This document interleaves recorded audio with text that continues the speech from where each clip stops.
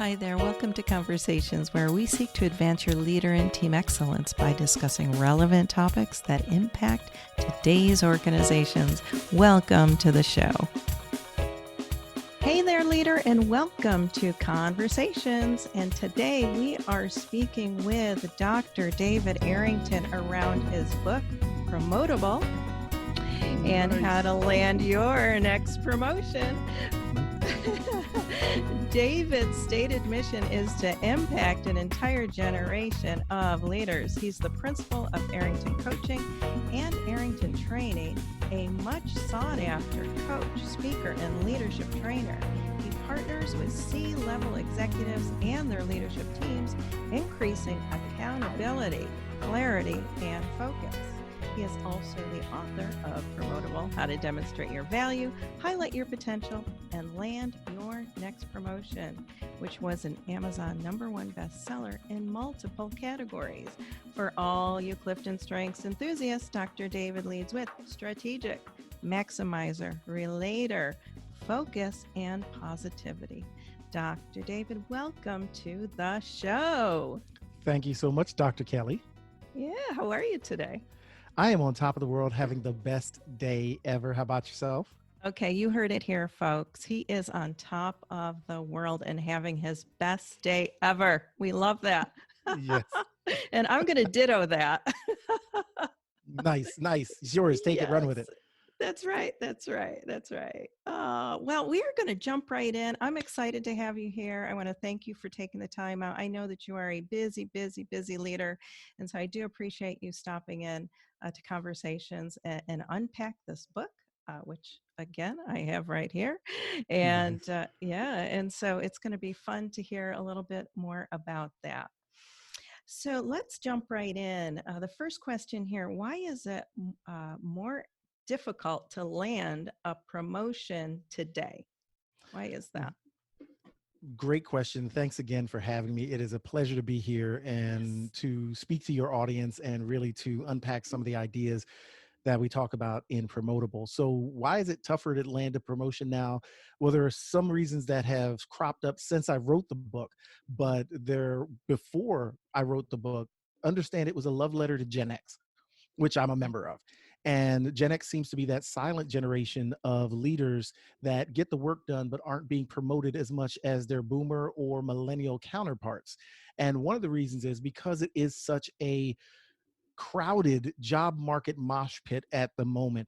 You've got so many people, you've got 4 generations in the same office, all vying for the same number of positions. So have to stand out, and tougher because we think boomers are leaving the scene, that they're retiring or going off into the sunset. Oh no, they're coming back into the marketplace.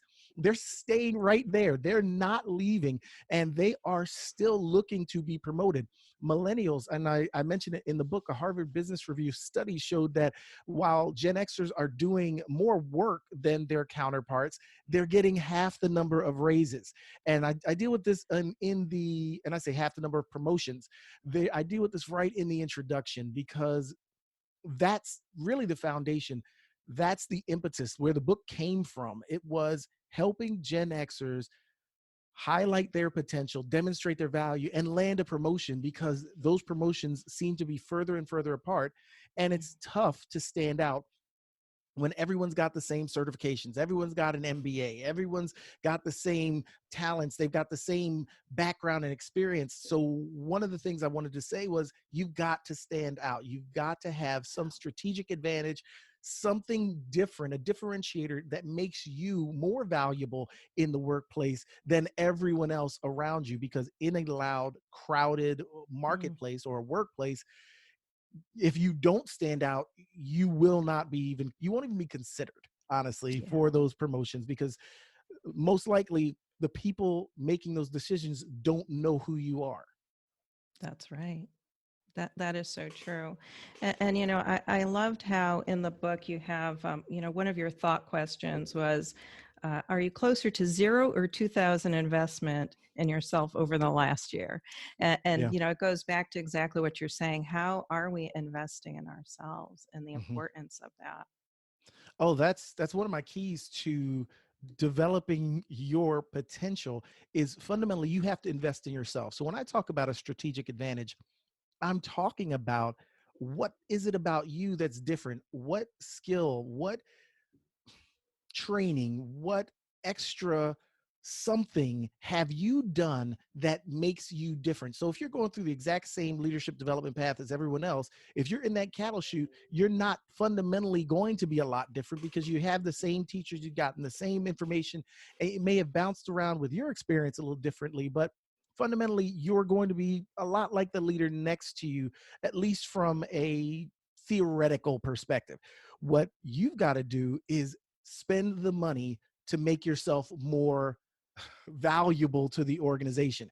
And most people want to, now let me step back, not want to, but most people may still be laboring under the notion that if I work long enough and hard enough and do enough of the right things, I'll be promoted because of time served. It doesn't work that way anymore. It hasn't worked that way for years.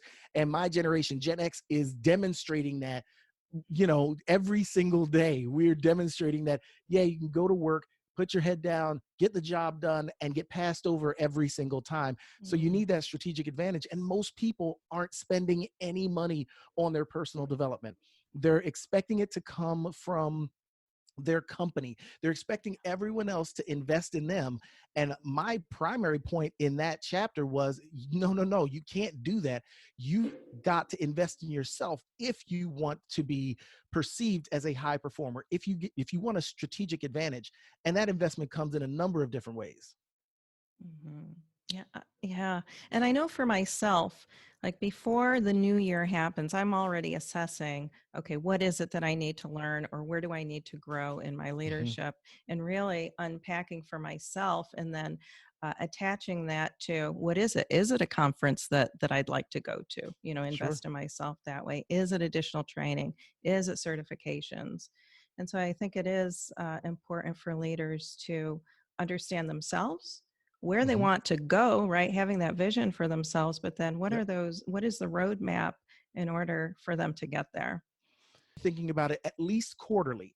And Mhm. the last chapter in the book is all about having a plan. And Yes. in the course that goes along with this, that's on Arrington training, you'll notice we go into depth on how to create that plan so that you don't just walk away with a lot of great intentions, a lot of wonderful New Year's resolutions, a lot of great ideas that never come to fruition, because that's what most people do. Most people, they talk about it around New Year's. I want to get that promotion. I want to be this. I want to do that. And then come February, they're back to status quo because it takes work. If you're going to develop your potential, if you're going to demonstrate your value, if you're going to land that next promotion, you're going to have to work. And there's just no way around it. There's no easy way to promotions these days. There's just too many other amazing people vying for promotions. That's right. You're not the only amazing person in the world. There are That's a lot of right. other amazing people that are vying for this promotion, and you're going to have to do the work. You're going to have to identify those stretch potential opportunities. You're going to have to actually invest in yourself. You're going to have to do what it takes to make yourself the best version of yourself, because That's that's the right. promotable version of yourself, not perhaps the version of you that's there right now, but the version that's maybe one or two steps ahead, where you've invested, you've been to those conferences, you've taken those courses, you've read those books, you've started to integrate the new thinking, the new ideas, the new approaches, you've changed behaviors that may have been limiting you before. You've done all those things. So now you become the person that can be promoted. I think a fundamental flaw for a lot of people is thinking that they're the way they are, it's everybody else's fault they're not being promoted.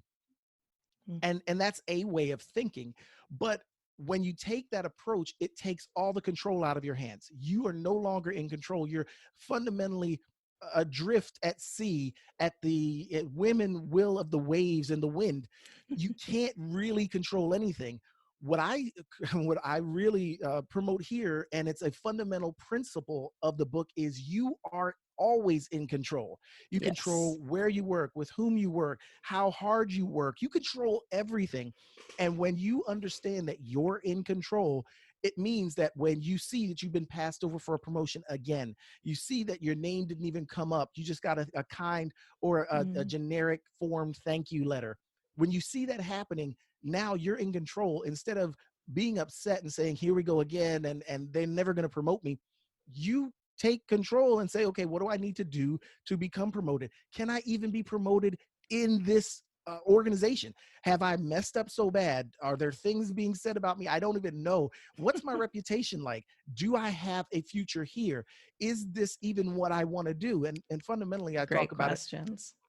Do you even want a promotion? Because a lot of people want a promotion because of the title, because, like I said, time served. You've got to ask yourself the tough questions. I think that's chapter 1 or 2, where we start talking about what those tough questions are, so you don't end up climbing, spending all this time and energy climbing a ladder only to find out that it was leaning against the wrong building. Yeah, we don't want that ladder leaning against the wrong building. Yeah. No, yeah, and that goes back, having that vision. What is the vision for your leadership? Hmm. Regardless of what organization you're in, I think we have to have that personal vision and understand where we need to go. Absolutely. Absolutely. Yeah. Yeah. So, what role does your network play in landing a promotion? So, what role does your network play in landing a promotion? So, for fear of not making an evergreen piece of content, but actually speaking to the times, right? Yes. Right now, you have an unprecedented labor market where a lot of people have been let go. Mm-hmm. And that's very, very, very difficult for a lot of people. And that's why one of the first chapter is don't play through the pain, right?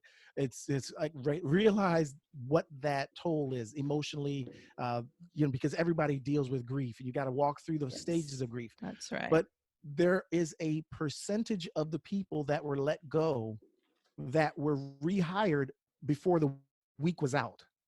So there were people that were able to reach out to their networks. They were able to identify different people, ask them, hey, are there any openings here? Are they hiring? And before the week was out, they were able to at least have interviews, and many more were able to find new employment. So there was never a break in their employment. This is what I'm trying to say. Your network, people have said your network is your net worth, or your net worth is your network, somewhere along the lines. It goes back and forth. But people have said it, and there's truth in that, because if you have a solid network of people who understand the value you bring, have seen Mm-hmm. your potential, who believe in you, who understand what you can do for an organization and what you bring to the table, then you won't be out of work for long.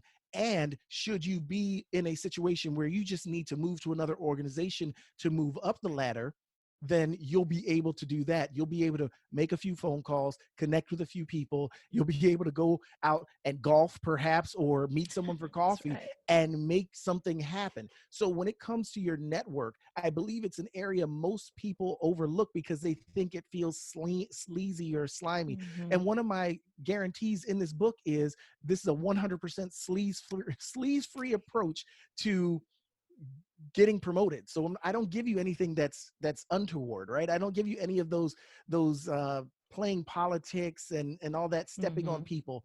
No, you want a strong network, and that requires you to be the kind of person that people want to be around. It requires you going out, meeting new people. It requires you engaging people, finding out about them, understanding what makes them tick, not in a manipulative way, but just being friendly. And when That's right. people get to know you, then they can see value in you and see opportunities for you that you would never have seen yourself. So, being that kind of person that enjoys being around others and has taken the time to build their network, it's a benefit. I can tell you a story how in one of my jobs, oh man, way back, I was in Schlumberger. I just got into that job, hadn't been there a month yet, and the HR director came to me and offered me an assignment. It was a special assignment. I was like, okay, cool. I wasn't I was still naive enough to just say yes. I just said yes, and that was a good thing. But the reason she offered that to me, and it later it kept growing and growing and growing till I became a worldwide recruiting manager. Right, Wow. so stretch goal. and network all in Mm-hmm. one here, or stretch assignment and network all in one. But the reason she came to me was because over the hiring process, she'd gotten to know me, not as just a new hire, but as a human being. She saw my potential. She saw the value. I had a little experience in recruiting, and that job took me all over the world. If I hadn't said yes, if I hadn't been the kind of Mm. person she would have felt comfortable sharing that opportunity with, because it was a big deal, I would have never gotten it. So when it comes back to your network, and I tied stretch goals in here as well, right? And stretch assignments in here as well. When it comes to your network, you need a solid network. And that comes through time. It comes through getting to know people. It comes through being vulnerable. It comes through reaching out, which is sometimes uncomfortable because people may say no. But when I do reach out, and doing what we're doing right now. A That's right. great way to connect with people is to actually grab a Zoom coffee or do like this. I've done 5, 10 of these in the last couple of weeks. It's a great way to get to know people, even when we're in an age of social distancing. Yeah, that's so true. It seems like everything comes down to relationships. Whether Absolutely. it's in the workplace or personal. Yeah, and when I think about what you were saying around our networks, and so many of our networks are on social media, and Absolutely. really showing up. And if you're looking for a promotion, it often kind of I roll my eyes at times when people are posting things, maybe not necessarily on LinkedIn, but maybe on Facebook, where it's a little bit Hmm. of a different network, but it still is your network. Um, Absolutely. and they're posting things, and my antenna goes up, and I'm like, gosh, if I were going to hire you, if I was looking at you, to hire you, would I hire you based on what you're No, posting? no. And that's what people don't see. It's a really good point. A part of your networking is what you don't say. So everyone has struggles at work. Everyone has difficulties. But if you're one of those people that likes to harp on those and focus on those, and you want to air dirty laundry all the time, Mhm. like you just said, people are watching, and those people Yes. that could offer you opportunities, that could make space for you, won't do it because they don't want that toxicity with them. Hmm. They'll keep you at arm's length, and they will move you from potential to acquaintance, and they may not even return your phone calls because of the way we present ourselves online. And a big part of it is just what you're not saying. Are you encouraging? Are you someone who can find the positive? Are you someone who always plays devil's advocate? Are you someone who can always find the dark cloud around a silver lining? Are you that person? And I'm going to be honest with you, if you can't muster that joy, that positivity, and it's hard for some people, I get it. It comes Mhm. naturally for me, Yes, but it does. for some people, it doesn't. Even if you can't go that far, you still don't want to be negative. It's better to say nothing than to say something negative because the internet never forgets. That's right. The internet never forgets. Hmm. That's so true. That's so true. Yeah, well, let's pivot here and talk about Sure. meetings. So, how does the way you run meetings impact your promotability? That's another great question. I was working with a client this week, and that was the first thing we started working on because meetings are they cut across several levels. One, it's how you get your team on the same page. Two, it's how you make sure that uh, things are actually getting done. And three, this is generally the one time you're able to demonstrate leadership with everyone in the room. And when I'm talking about meetings, let me be very clear because there's many, many different types of meetings. I'm talking about the meetings where you're the one in control, where you're leading the meeting with your team. So, I mean, there are other dynamics when you're a leader at a meeting of other leaders. That's something else. But for the scope of this question, let's just deal with that. So when you're in a meeting and you're leading that meeting, if you don't look like you have a clue, if your people leave meetings scratching their head, if they don't understand what they're supposed to get done, I'm pretty sure you've already seen this played out in the real world. it's confusion. There's a lot of friction. Things aren't getting done. Excuses are being made. People are kind of at each other's throats because everyone's stepping on each other's toes. And when it comes to increasing your influence and really showing your value, highlighting your value, what you have to do is you have to take your meeting moments and control them to the point where you can actually move the ball, where you can get things done Mm-hmm. in your meetings. And I've worked with a number of leaders who have started out with 3 and 4 hour meetings. And I've sat through, and I can't sit through them because I've already got my own pet peeves. I talk about those, some of my bad meeting experiences in the past, which make me hyper aware to bad meetings. But when we start working together, I had one client who had bragged to me, said she had gotten her meetings down from 3 hours to an hour and a half. I said, before we're done, you'll have that meeting down to under an hour. And she looked at me, she was like, David, there's nowhere else we can cut. I was like, oh yeah, we're going to get this down to under an hour. Last time I talked to her, her meetings were like 65 minutes. And she was like, David, I That's know it's not, awesome. I was like, that's awesome. That's I was improvement. like, oh my goodness, that was a win. I took that as a win. But the thing is, so much time is wasted in meetings. And when that time is wasted, it functions as a morale killer. It lessens people's accountability, their clarity. They don't even know what they're supposed to do. So they leave the meetings and they go off and do their own thing.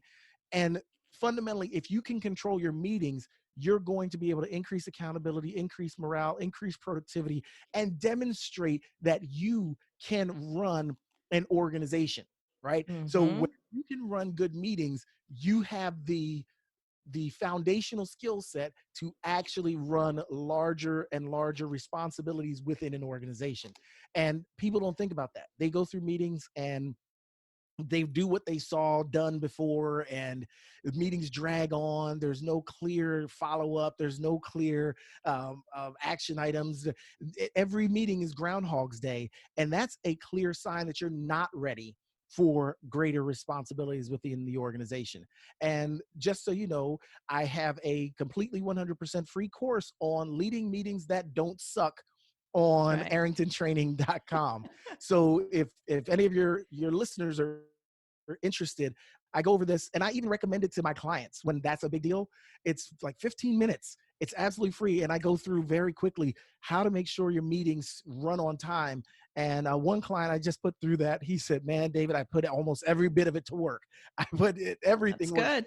And the response was immediate. After the very next meeting, his team of leaders were saying, man, this is great. Thank you. Great meeting. This is awesome. And what it does is it galvanizes people. Good meetings galvanize, bad meetings demotivate. They sure do.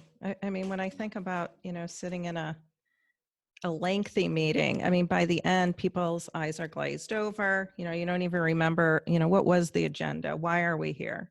What are Agenda, the what agenda? takeaways? Right. What are the takeaways? What Yeah. what am I supposed to do next? Like you said, Yeah. and instead of really honing in on what needs to be said and worked on during those Or even better meetings. yet, why was I here? I mean, there's Yeah. so what was my point here? I just came in and sat, I lent my ears. I mean, the statistics on bad meetings are grave. I mean, one statistic said that I believe 80% of a manager's work week is spent in meetings, Oh right? gosh. Yeah. So that's Yes. meetings they're in and meetings they're leading. I mean, if you're looking at that over do the math, if that manager's being paid $60,000 a year, that's about 40,000 of it, 40 to Mm-hmm. 50,000 of it is spent in meetings that are often unproductive. I mean, that's one of the first things I do when I come in to help organizations. I start sitting in their meetings and find out very quickly Mm-hmm. why things are going tragically wrong. Yeah. Yeah. Well, make sure you hop on and listen to that. Tune into it's a video, right? Is it a Yeah, video? they're videos. Yep. They're all Yep. videos. Video. All right. So, what are your top 3 keys to landing your next promotion? So I guess the first one would be feedback. Feedback is your best friend, because if you Yes. can accept feedback, you have the opportunity to grow. And Mm-hmm. with that, I'll just double up, not only just accepting feedback, asking for feedback, it puts you in a vulnerable position, and some people aren't comfortable there. I get that, but you got to get past that. If you're going to Mm-hmm. lead, the best things happen outside of your comfort zone. Sure So do. you're going to want to get comfortable asking for, receiving, and then implementing the feedback you get. So that would be the first thing I would say.